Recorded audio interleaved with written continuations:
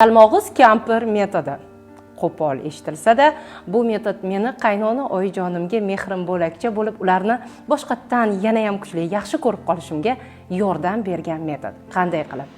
Chamasi 2009-2010 yillarda UNICEF xalqaro tashkilotida xalqaro treningda ishtirok etdim va u yerda yalmog'iz kampir metodini birinchi marotaba ishlatishdi.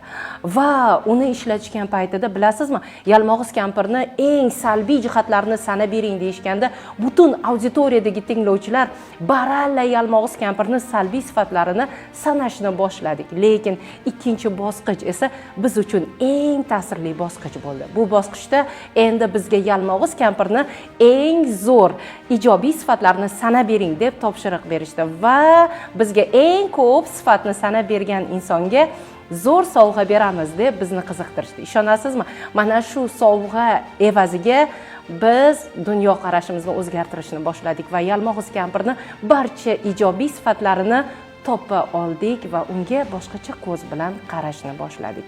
Bu metod meni hayotimda juda katta o'z ta'siriga ega bo'lgan metod bo'ldi va keyinchalik talabalarim, o'quvchilarim bilan bu metodni o'tkazganimda ular hayotga boshqacha qarayotganliklarini aytib o'tishdi. Har bir insonni oq va qora, yaxshi va yomon tomoni bo'ladi, lekin biz nima uchundir yomon tomonga ko'proq e'tibor qaratgan paytimizda shu insonni yomon ko'rib qolamiz.